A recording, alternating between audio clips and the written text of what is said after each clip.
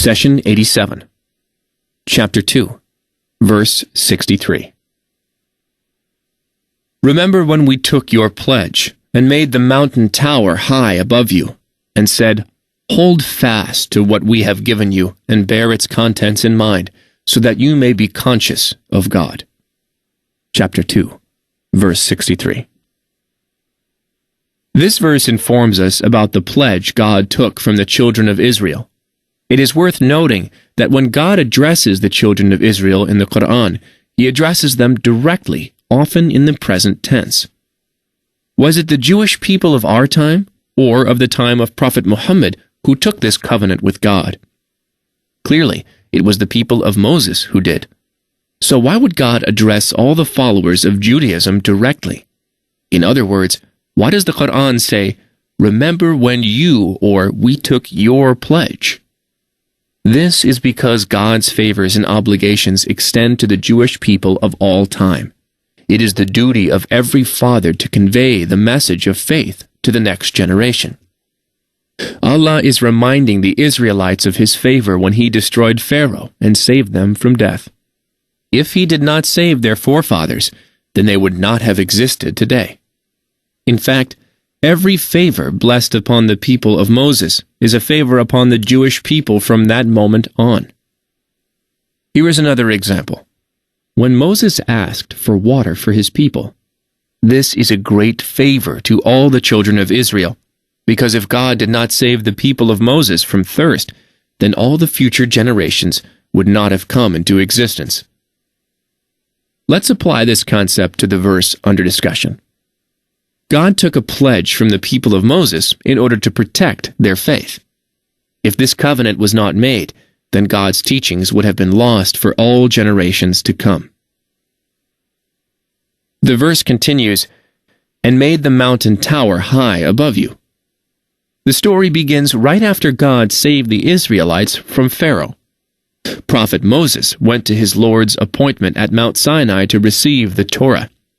When he returned, he was shocked and angered to see his people worshiping a golden calf.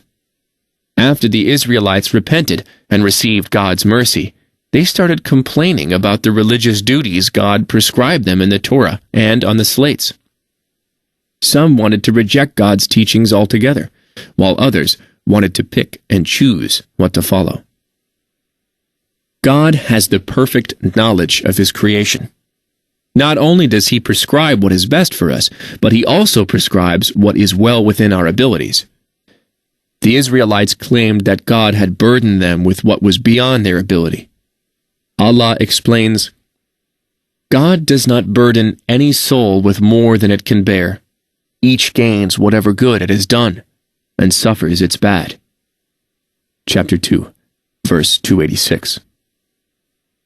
Some people misinterpret this verse for their own benefit. They think that it is up to them to decide what they can bear and what they are not able to do. When they are faced with a religious obligation that they like, they do it. When they are faced with a religious duty that is tough or inconvenient, they say we are not obligated to do it because God does not burden any soul with more than it can bear. In other words, they want to be the judges of which of God's commands applies to them. The truth is exactly the opposite. Allah is the best judge and has absolute knowledge of what you and I are able to do. So when Allah assigns a duty to you, then rest assured that it is well within your ability, because God does not burden any soul with more than it can bear. Do not excuse yourself from God's teachings, arguing that times have changed. In this modern and fast-paced world, you may tell yourself that you are too busy to do so-and-so. After all, people's lives at the time of Prophet Muhammad were much simpler, and there was plenty of time to do all of the religious duties. Keep in mind that these duties have been assigned by Allah. He is well aware of what all generations from the time of Adam till the day of judgment are capable of doing. Don't you personally know people that fulfill all their religious obligations and do much more? Don't you know people today who are busy, yet find time to pray the obligatory prayers, and then add many more? There are those who go to Hajj many times, and those who connect with God a good part of each night. Thus, the obligations God assigned you are all well within your ability and can be easily done if you have the right frame of mind. This brings us back to the verse. When God raised Mount Tur above the heads of the children of Israel, it was out of mercy. How can that be, you may ask? Think about a medical doctor who uses a surgical knife to cut and remove pus from his patient's body. The body cannot be cured without the use of a sharp knife. Similarly, when God wanted to show his mercy and compassion for the Israelites, he compelled them to obey by raising the mountain above their heads, forcing them to accept his teachings as a whole. Here you may ask, doesn't the Quran say, there is no compulsion in religion, true guidance has become distinct from error? And in another verse, God says, say, now the truth has come from your Lord. Let those who wish to believe in it do so, and let those who wish to reject it do so. Then how come God coerced the Jews to carry out duties and obligation while these verses clearly say that there shall be no compulsion?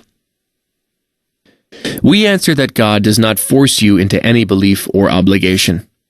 He lays out for you the choice between faith, with all its obligations, and all the great rewards in the hereafter, and between disbelief, temporary freedom from obligation, and the grave consequences on Judgment Day.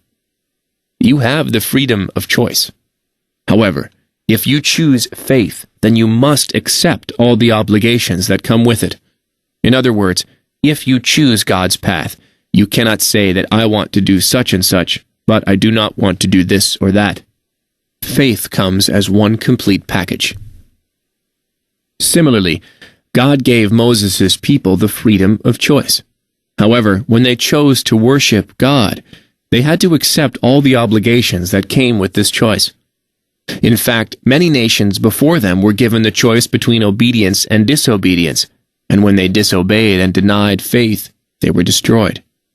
When the Israelites saw the mountain raised above their heads, they fell in prostration, pledged faith, and were saved from destruction. This event is mentioned in other verses of the Noble Book. When we uprooted the mountain, lifting it above them like a canopy, and they thought it was about to fall on them, we said, hold fast to what we have given you, and remember what it contains, so that you may remain conscious of God. Chapter 7, verse 171. The command, hold fast to what we have given you and bear its contents in mind, means that you're not supposed to take God's teachings lightly. Normally, people pay attention to whatever benefits them and take it seriously while discarding the rest. God's teachings are the most valuable and beneficial matters to us in this world and the next. Thus, we should take them seriously and act with determination. Only when you and I carry all our affairs with God in mind and keep the teaching of the Quran foremost in our minds, that we may reap the great rewards of our Lord.